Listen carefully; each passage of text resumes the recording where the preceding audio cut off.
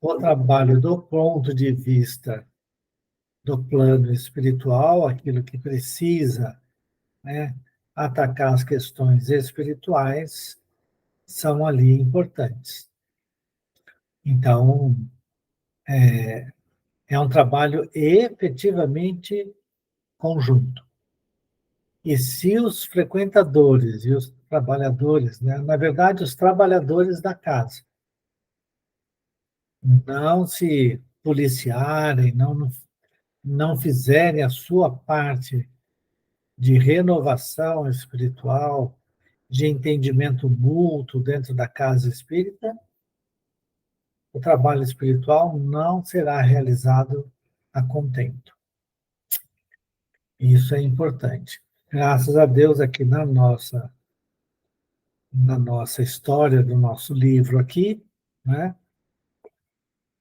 a, a mantenedora, né, desculpa, a mentora, não é mentora também, a irmã que dirigia a casa, que está dirigindo a casa, né, ela fez um trabalho muito intenso no bem, né, e manteve a afinidade com a espiritualidade superior. Tanto é que o próprio Bezerra de Menezes tem um contato bem próximo, né, com ela.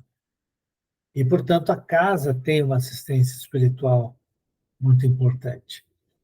E a gente precisa prestar atenção, né, nesses fatores todos que a irmã Irene, se não me engano, né, está passando.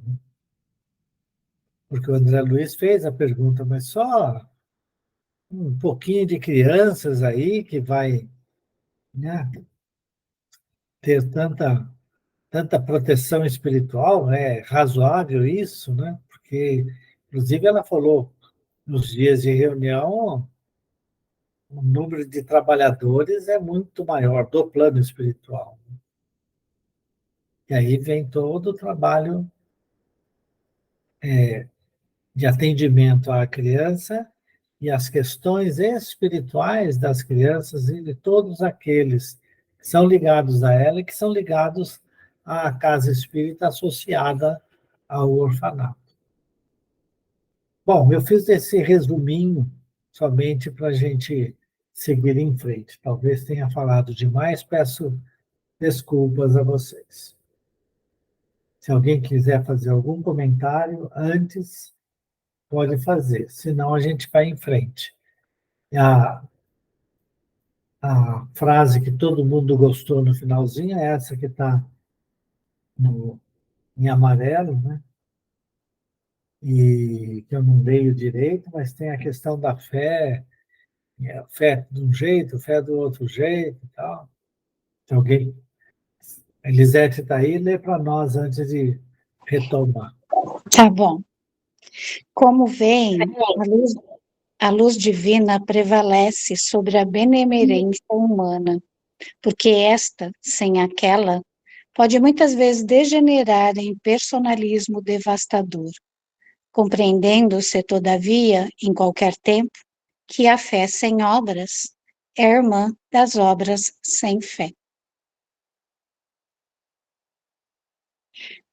Continuou Irene em sua brilhante argumentação, ensinando-nos, vivaz, a ciência da fraternidade e do entendimento construtivo. Ouvindo-a, percebi, acima de toda a preocupação individualista, que a difusão da luz espiritual na crosta terrestre não é ação milagrosa, mas edificação paciente e progressiva. As casas de benemerência social, sobre as águas pesadas do pensamento humano, funcionam como grandes navios de abastecimento à coletividade faminta de luz e necessitada de princípios renovadores. Passei a ver o estômago dos pequeninos em plano secundário, porque era a claridade positiva do Evangelho que inundava agora minha alma, convidando-me à contemplação feliz do futuro maior. Caíra a noite e continuávamos em companhia da estimada irmã, que nos apresentava a instituição, comentando-lhe com oportunidade e sabedoria o salutar programa. Observamos os serviços espirituais que se preparavam ante a noite próxima. Aqui eram cuidadosas preceptoras desencarnadas que reuniram as crianças nos momentos de sono físico, em ensinos benéficos. Acolá eram benfeitores diversos a buscarem irmãos para experiências e dádivas preciosas nos círculos de nossa movimentação. Refundi minha apreciação inicial, enxergando mais uma vez naquele instituto a abençoada escola de espiritualidade superior, pelo ensejo de semeadura divina que proporcionava aos missionários da luz. Pronto. Para um pouquinho só para os comentários. Então, a gente nota, né, a importância, veja que durante o sono físico, as crianças, né, são retiradas, né, do seu corpo físico e vão para ensinamentos no plano espiritual, assim como outros trabalhadores também.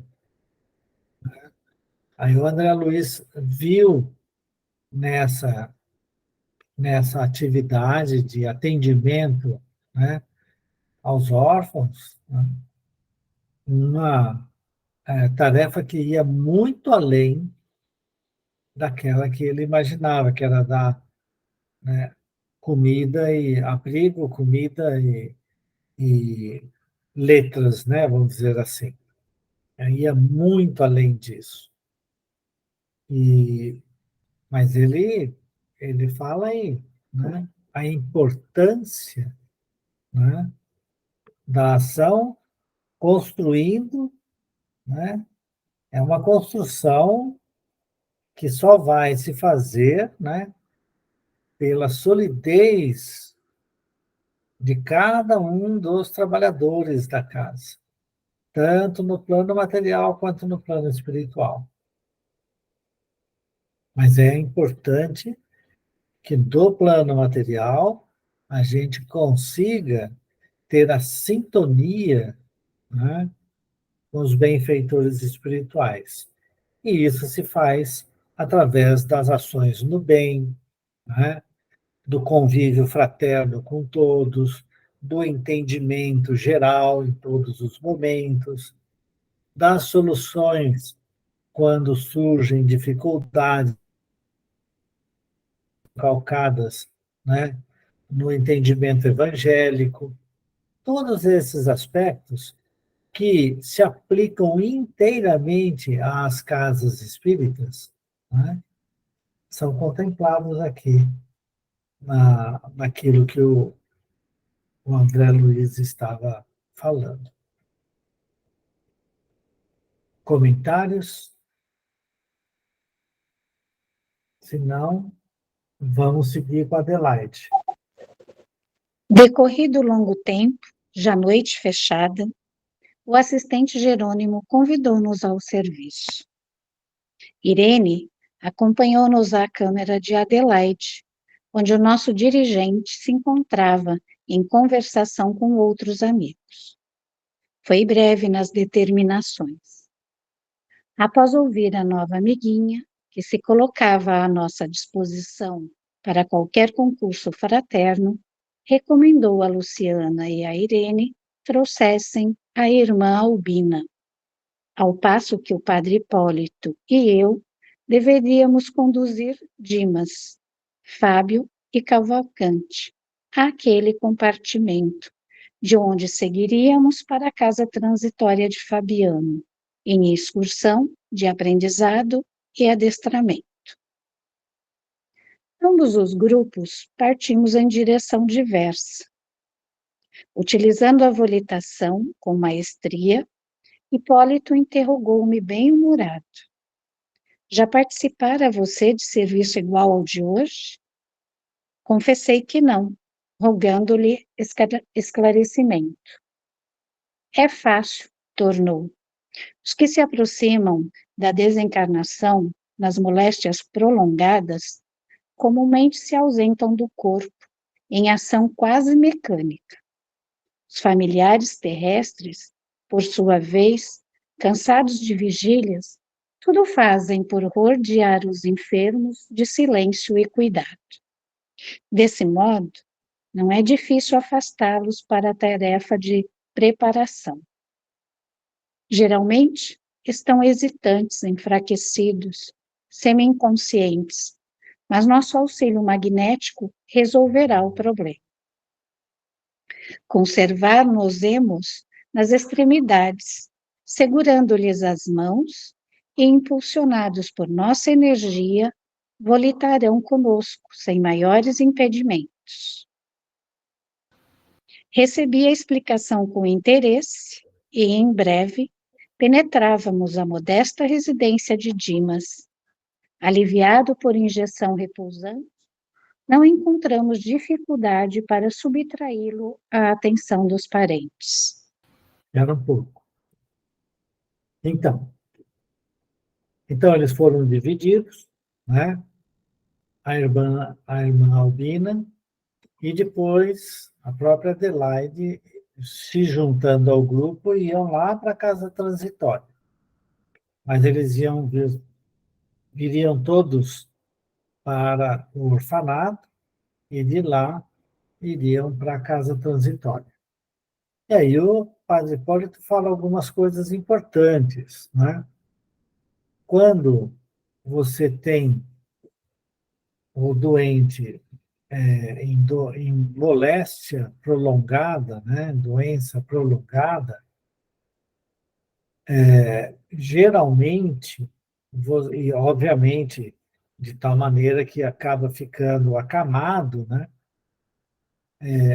O que você tem é um espírito semi-liberto do corpo físico. É lógico que ele sente dores, né, que ele sente a fadiga, tudo aquilo que é natural nas doenças do corpo físico. A gente não pode ter dúvidas que o corpo físico realmente, né, nos traz dores. Né? Não tem dúvida.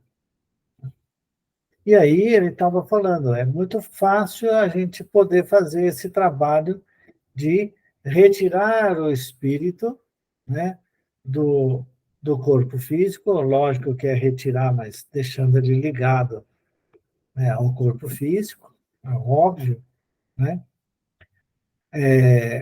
E aí ele diz, eu e você vamos ficar nas extremidades, e aí eles dão as mãos e a gente consegue levantá-los. Por quê? Porque eles vão estar semi-despertos, né? A doença do corpo físico maltrata também, né, vamos dizer assim, o estado mental da criatura. Muitas vezes é difícil, né, de você trabalhar essas questões, né? Mas também existe a questão dos cuidados dos entes queridos que estão ali sempre ao redor, sempre vigilantes, tentando descobrir qualquer qualquer movimento, qualquer coisa que indique uma necessidade, talvez, né? E, e aí eles vão acudir. E a gente lembra que, quando liberto do corpo físico, a tendência natural, né, é corpo físico em perigo, o espírito retorna imediatamente. Espírito em perigo no plano espiritual, corre para dentro de casa, que é o corpo físico, né? Isso acontece, né? Essa descrição é muito interessante lá no caso do Segismundo. Toda vez que o Segismundo aparecia para aquele que seria o pai dele, né? O pai dele via nele um inimigo e voltava correndo para o corpo físico. Não dormia, não. Ele não se libertava do corpo físico. Mas no caso aqui, né, eles iam buscar espíritos que estão passando por bastante dificuldade. Então, é natural essa libertação, né? E muitas vezes acontece de que o espiritual estar em contato, né?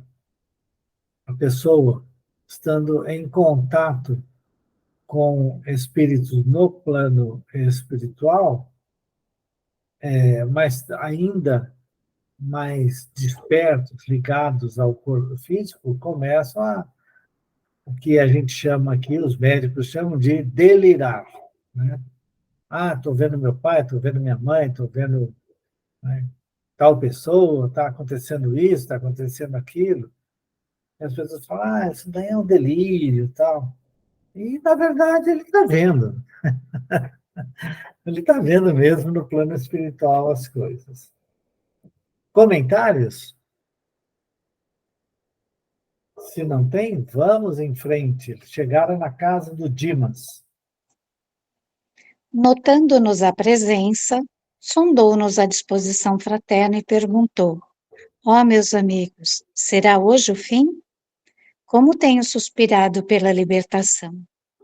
Não, meu caro, acentuou Hipólito sorrindo. É preciso tolerar mais um pouco. O descanso, porém, não tardará muito. Venha conosco, não temos tempo a perder. O ex-sacerdote recomendou-me tomar a dianteira e, de mãos dadas, os três rumamos para o rio, em busca da moradia de Fábio. Não se registraram obstáculos e, em reduzidos instantes, tomamo-lo à nossa conta. O companheiro ligou-se prazeroso à pequenina caravana. Ia tomar o caminho do hospital, de modo a procurar o terceiro, quando Hipólito ponderou. Não convém conduzir todos de uma vez. Cavalcante permanece em grave desequilíbrio, exigindo cooperação mais substancial. Em vista disso, buscá-lo-emos na segunda viagem.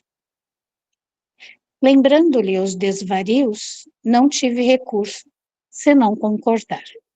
Então, olha que interessante, não é? A equipe espiritual toma os seus cuidados, né? E é lógico que o padre Hipólito, por ter mais experiência nesse tipo de socorro, né, ele já toma a decisão. Ele não precisa, né, que o, o Jerônimo dissesse para ele, olha, faz desse jeito ou faz daquele outro jeito. Ele tem o discernimento e claramente ele fala, vamos fazer dessa forma.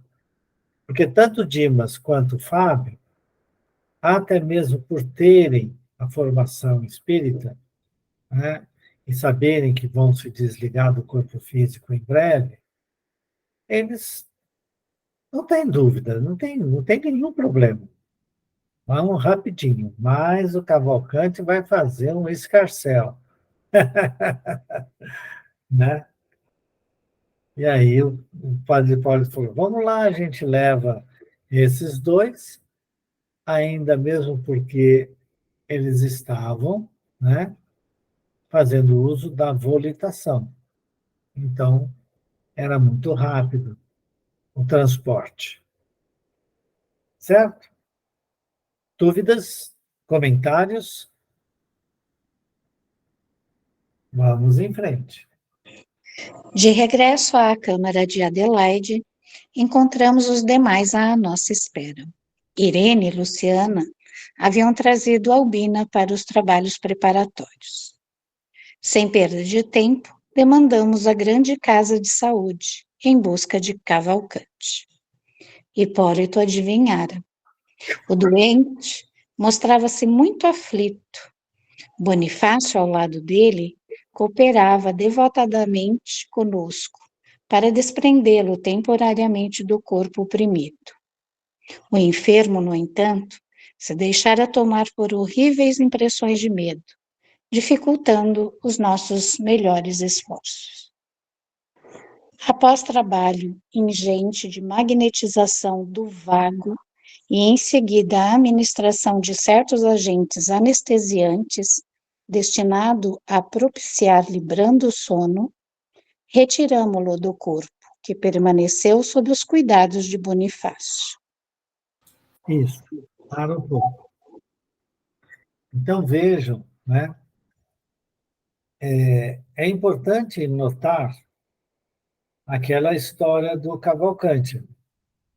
Ele, ele via as coisas acontecendo lá no plano espiritual. Ele estava doente, naturalmente a doença, vamos dizer assim, fazia com que ele tivesse a libertação do corpo espiritual, né? Quer dizer, a libertação do espírito, né? Dele.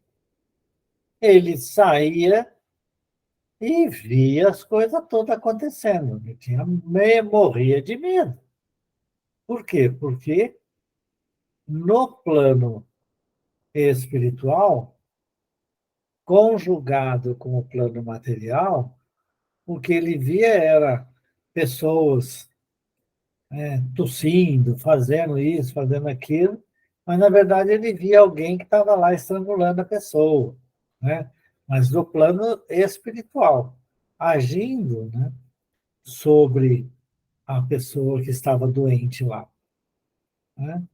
Ou seja, compromissos, vamos dizer assim, entre obsessor e obsedado, né? Ou vice-versa, né? E essa situação, para quem não tem conhecimento, manter o equilíbrio é muito difícil. Realmente é muito difícil. Agora, eles agiram sobre o nervo vago.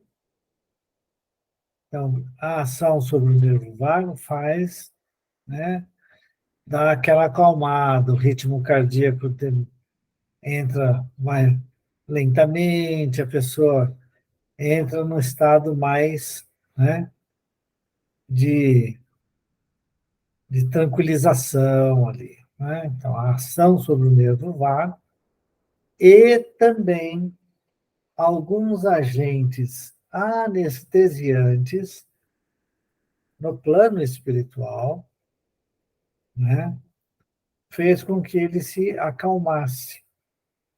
E aí eles conseguiram tirá-lo do corpo físico. Então, obviamente, ele estava, o Cavalcante, quase que dormindo.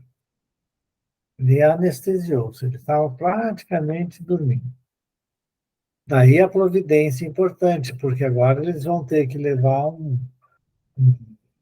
senhor, né, o espírito, né, praticamente dormindo, exigindo, portanto, uma cautela muito maior. Comentários? Isso é muito comum nos hospitais, viu, gente? Muito comum. Ai, acho que deram um passo em mim no nervo vago, porque deu um sono. Agora, Nossa, é o meu modo de falar, Ivone. Então, não é não. você está cansada, você pimba. Calmante. Mas Você eu vê como que digo, a gente tem que se preparar até para morrer, né? exato, exatamente, Ivone, é isso daí. É isso daí. Porque se a gente não se prepara, ele dá esse trabalho danado, né, para eles, né? Pois é. que o desencarne vai acontecer, querendo ou não. Cada um de nós. Nós Eu já vamos estava. para isso. Pois não, pode falar. A gente tem que viver como se fosse o último dia. Estar preparado todos os dias. Porque a única certeza que a gente tem é que vai morrer na carne. Então, nosso trabalho de aprendizado é esse aí. Estar preparado a qualquer momento para fazer a grande travessia. A gente não está, né, Ivan? Não. Pois mas é, a gente mas é o que a gente deve fazer. É essa a meta a que a gente se destina. Né? Porque nós não vamos ter vida eterna aqui na Terra, graças a Deus, né? Mas a gente tem que ir, sabe qual que é a questão? Você Ah, tem que ir ficando velhinho, velhinho. Aí os outros têm que cuidar mas de você. Aí você eu, vai, fica numa boa, de vez em quando você vai dar aquela cochilada e sai e tal. Deus me livre, Deus me livre. É a melhor coisa. É que é a melhor coisa. Meu pai ia para a casa do meu irmão lá, ou de outra pessoa, ou vinha aqui em casa, e logo depois do almoço ele chegava na casa, talvez um pouquinho depois, tal, às 2, 3 horas da tarde, chegava, sentava no sofá e pum, dormia. Dormia por 1 hora, quase 2 horas, todo mundo conversando, aquela bagunça toda, ele dormia. Quando ele falava, vão embora e tal, mas estava uma perturbação aqui. Não, ele estava dormindo. Não, ele ficou, na verdade, no plano espiritual, orando para trabalhar para os outros. Você acha disso? Não é assim, não. Mas uma coisa muito bacana que eu queria dizer a todo mundo com relação ao meu irmão, o Silas, né? isso Foi é muito interessante, porque um dos espíritos que estava cuidando dele, ele era um espírito da equipe médica, mas do jeito que ele falou, e que ele apareceu, vamos dizer assim, nas vibrações, muitas vezes que acontecia, né? Na verdade, nós passamos a nos reunir às 18 horas, sempre, né? Sempre que fosse possível, para vibrar especificamente pelo Silas, e aí, lógico que outros irmãos que estão com câncer também, a gente acaba orando por todos. Mas esse espírito aparecia, ele chamava Doutor Bittencourt. Quer dizer, o pessoal via ele como um médico, né? Ele só falava o nome Bittencourt. E aí, esse doutor Bittencourt, na última vez que veio, ele comentou o que estava acontecendo com o Silas, né? Porque todo mundo esperava que ele, assim que tivesse tirado aquele alimentação que realmente lhe dava a nutrição para o corpo físico, né? Mas lhe causava muitos problemas. Quando foi tirada essa alimentação, todo mundo esperava que em 3 dias, e foi o que disse a médica paliativista lá do Hospital Oswaldo Cruz, falando para o pessoal que estava cuidando dele em Assis, né? Ela falou assim, ele não chega até domingo. Ele não vai chegar no dia do aniversário dele. Tá bom? Não tem o que fazer. E, na verdade, ele não só chegou no aniversário, como ficou mais 6 dias, né, no corpo físico. E na sexta-feira, na hora da vibração, esse espírito veio. Aí você fala, mas como que foi isso? Bom, a minha irmã estava lá em São Paulo, a casa dela é bem cuidada, tal. Quando o meu irmão estava terminando de fazer a vibração, ela falou assim, um momento. E aí esse espírito veio e falou. E ele falou algumas coisas interessantes. Ele disse o seguinte, que o Silas, ele tinha tido uma vida honesta, correta, reta, né, vamos dizer assim. Ele não tinha maltratado o corpo físico. Então, sem, sem considerar o intestino, todos os demais órgãos do corpo físico dele estavam em perfeito estado. Então, ele ainda tinha muita vitalidade.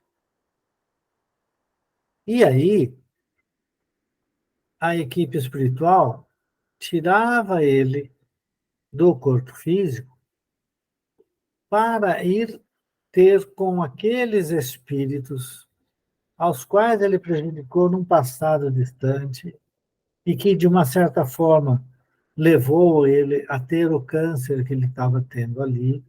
Né? Então, mas foi feito todo um trabalho, e enquanto eles faziam essas visitas e tudo, e o Silas ia se acertando com muitos espíritos, né?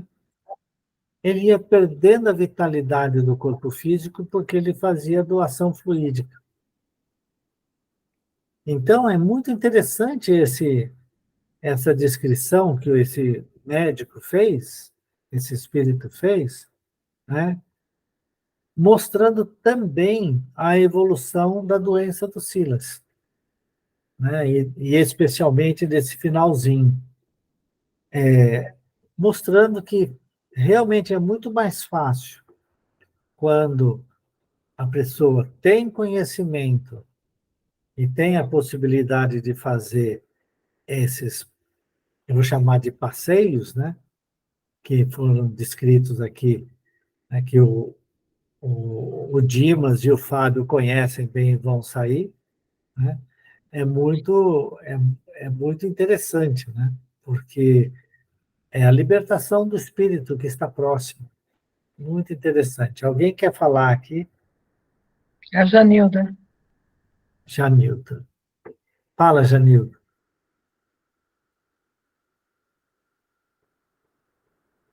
Ah, desculpa, eu encostei sem querer, Eduardo. Não queria falar nada, não. Estou só ouvindo mesmo. Desculpa, tá? Tá bom. Ela é minha. Então tá bom. Desculpem, eu acabei trazendo um assunto particular, mas ele Não, é mas aqui. é porque a gente vê que nada é perdido, né? Isso nos prova que tudo que eles podem aproveitar para que a gente evolua, eles aproveitam, né? Então, você vê, enquanto o teu irmão estava assim, ele estava trabalhando junto com aqueles espíritos que ele era devedor. Pois Quer é, oportunidade maior que essa? pois Talvez é. se ele tivesse tão bom de saúde, ele não faria isso tão cedo, Isso, né? exatamente. Então, para não se perder tempo com nada, usaram a vitalidade dele em outro setor, né? De poder refazer, reencontrar com esses espíritos que ele estava comprometido. E é obviamente que é importante notar, né? Ninguém está junto por acaso, né? E, portanto, no grupo familiar, né, o Silas não estava sozinho nesses negócios todos. Né? Sim, Então, ao fazer a primeira aproximação e trabalhar com esses espíritos, de uma certa forma, ele prepara o terreno para que o resgate dos filhos, da esposa, né, de todo mundo que está ali, possa se iniciar no devido tempo, mas cada um fazendo o seu resgate, que é natural. Né? sim. E a Que é parte dele. individual também, né? Oi? Que é individual também, né? E é individual, não resta a menor dúvida. Ele é coletivo num primeiro, num sentido, né? Mas ele é individual. E cada um pode ou não escolher fazer. Sim, E aí exatamente. sofrer as consequências, boas ou ruins, das escolhas que a gente faz. Né? Exato. Muito bem. Então, vamos em frente. Em minutos rápidos, punhamo-nos de regresso. Com a aquiescência de Jerônimo, alguns amigos dos enfermos acompanhar-nos-iam à casa transitória. Dos cinco doentes, Adelaide e Fábio eram os únicos que revelavam consciência mais nítida da situação. Os demais titubeavam, enfraquecidos, baldos de noção clara do que ocorria. O assistente organizou a corrente magnética, tomando posição guiadora. Cada irmão, encarnado, localizava-se entre dois de nós outros, almas libertas do plano físico, mais experimentadas no campo espiritual. De mãos entrelaçadas para permutar energias em assistência mútua, utilizamos intensivamente a volitação, ganhando alturas. Adelaide e Fábio, algo habituados ao desdobramento, assumiram discreta atitude de observação e silêncio. Os outros, porém, comentavam o acontecimento em altos brados. Ó, grande Deus! Exclamavam. Eu estou rindo, viu? Eu estou rindo porque deve ser uma coisa maluca mesmo, né? Você imagina, cada um com a sua fé, com o seu modo de ver a vida, né? E vai passear e se ver voando, tudo. Olha que coisa mais fantástica. São aqueles sonhos que muita gente gostaria de ter, né? Não necessariamente, obviamente, para morrer, mas aí ele comentando em altos brados. É muito engraçado essa expressão para mim. Desculpa te atrapalhar. Ó grande Deus, exclamava Albina, rememorando passagens bíblicas. Estaremos nós no glorioso carro de Elias? Viu? Dai-me forças, ó Pai de misericórdia, expressava-se Cavalcante, de alma opressa. Falta-me a confissão geral. Ainda não recebi o viático. Ó, não me deixeis enfrentar os vossos juízos com a consciência mergulhada no mal. Suas rogativas sensibilizavam-nos os corações. Dimas, por sua vez, balbuciava exclamações ininteligíveis, entre assombrado e inquieto. Então, vejam como, né, os ensinamentos dos diversos setores religiosos da Terra, né, condicionam a nossa mente. É um condicionamento real, natural, e que demora para que a gente se desvencilhe deles no plano espiritual. Por isso que quando a gente desencarna, né, e, vamos dizer assim, nasce de novo no plano espiritual, é preciso um tempo para que o espírito, né, recobre a sua condição de espírito livre e desapegado das coisas da Terra, né? E veja que a situação, eu já dou a palavra para quem pediu, veja que a situação do Cavalcante, né, enquanto a Albina pensava que estivesse no carro de Elias rumo, né, à casa do Senhor, o Cavalcante falava, meu Deus do céu, né, ainda não recebi o viático, ainda não... que são, com certeza, ritos da Igreja Católica, né, ao qual ele era extremamente confiado, devoto, né, do catolicismo, ele ele fala, meu Deus, eu não posso ir embora ainda na direção de Deus, eu não estou preparado, não é? Então, é uma situação bem interessante. Quem quer falar aqui? Viático, eu procurei aqui, vem Hum. do latim, é a provisão para o caminho. Então, seria, ele ainda não recebeu as provisões para a viagem. Isso, né? E tem mais, né? Ele tinha, o católico espera, né, receber do padre a, a extrema unção. Ele também espera poder se confessar, né? No finalzinho. Eu acho que essa extrema unção, em parte, tem a ver, né, com vamos dizer assim, o perdão, né, que se espera para poder ir para o céu, né? Aquelas pessoas que acreditam que vão para o céu. Então, é muito interessante essa questão, né? Cada um vê de um jeito. Diga lá. Eduardo, é uma coisa que sempre me deixa intrigado. A gente já desencarnou um caminhão de vezes, né? Quando eu leio isso aí, eu falo assim, mas a gente não lembra, né? É porque é uma Não loucura, né? lembro. Pô? Graças Ué, a Deus, né? No mínimo, umas 1000 reencarnações, né? Desde lá o simples ignorante até o processo que nós estamos hoje. E, essa peleja, né? Eu fico pensando, é muito interessante. mas não é natural? Pensa bem. Quando a gente reencarna, né, a gente tem, dependendo daquilo que nós vamos passar aqui, ou está programado nós passarmos, o tipo de situação que vamos defrontar para poder nos melhorar e, ao mesmo tempo, nos acertarmos com aqueles a quem prejudicamos no passado, né, nós temos o esquecimento.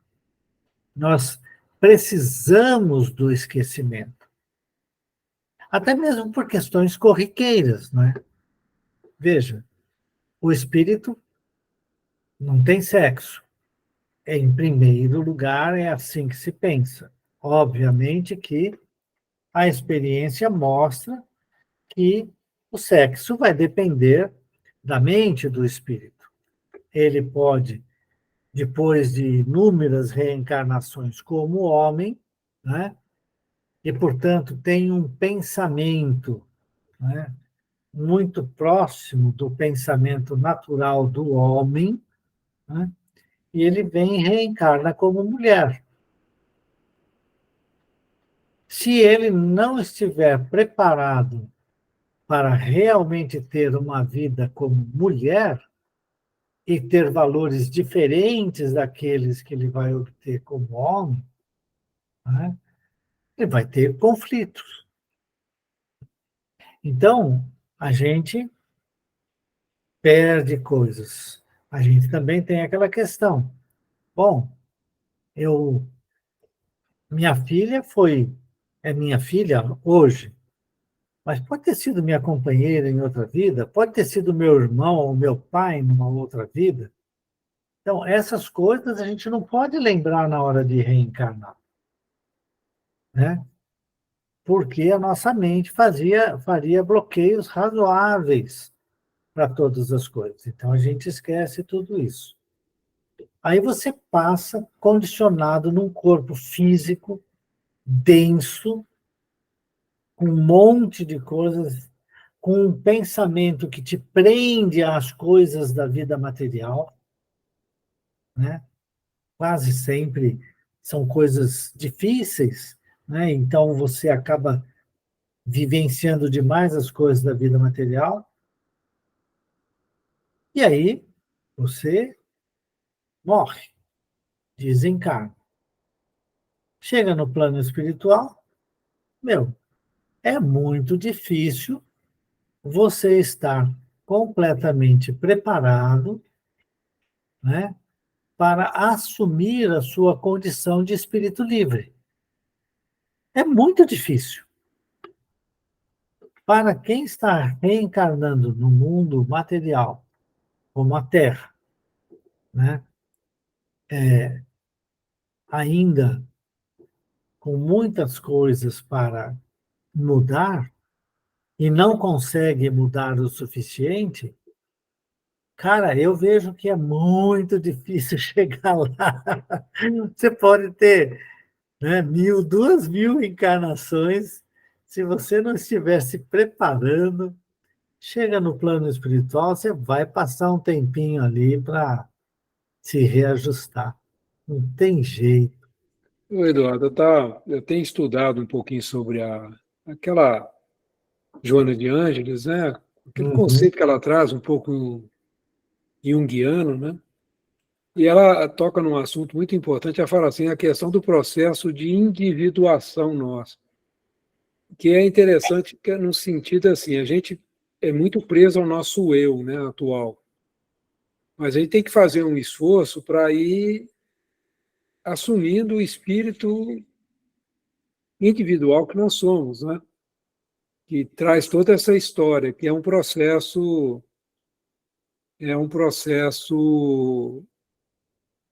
lento, né? E que exige esse esforço a gente se conhecendo, vendo as dificuldades que nós temos e tudo, né? E eu estava pensando nisso. Na hora que eu estava fazendo essa pergunta para você, peraí, só um minutinho. Deu uma zebra aqui. uhum.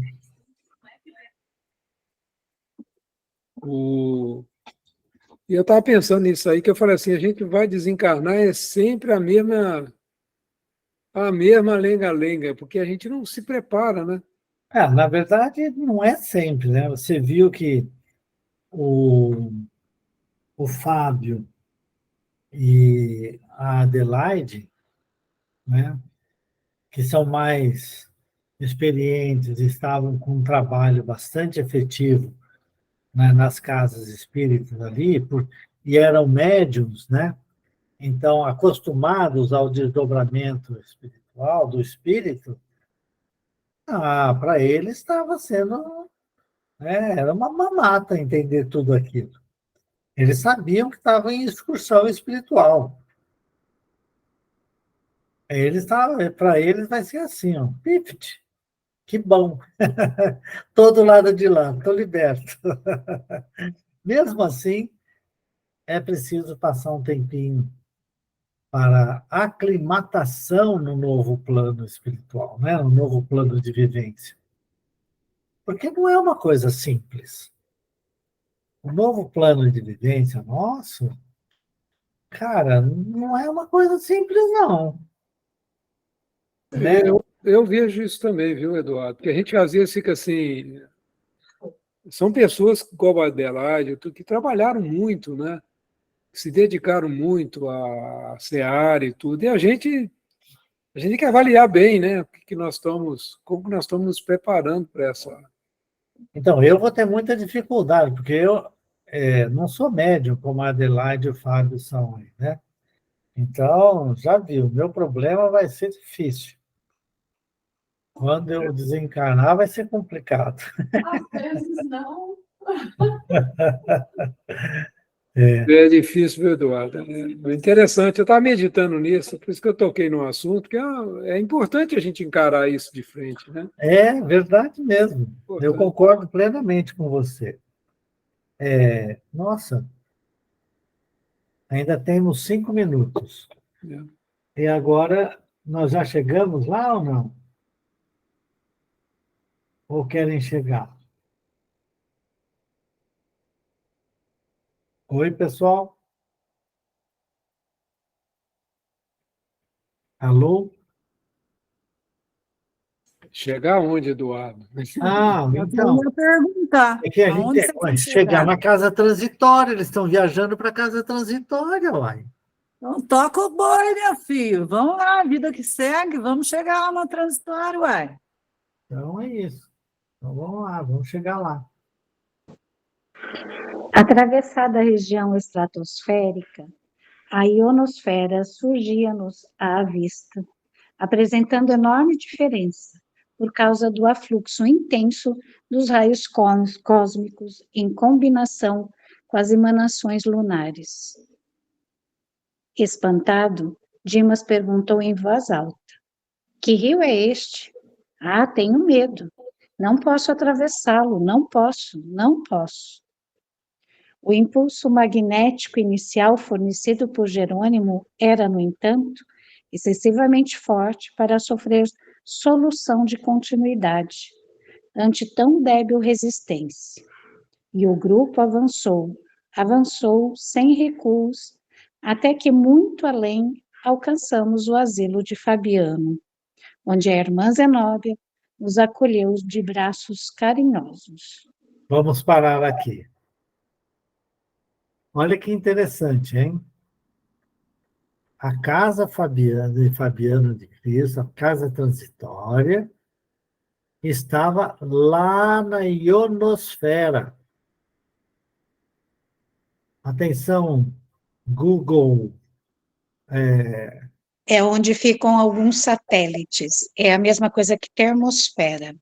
Isso, e qual que é a distância da Terra, Da Terra, da crosta? acho que é de 100 a... Mesosfera, 80 quilômetros. Ionosfera, 600 quilômetros. 600 quilômetros de distância.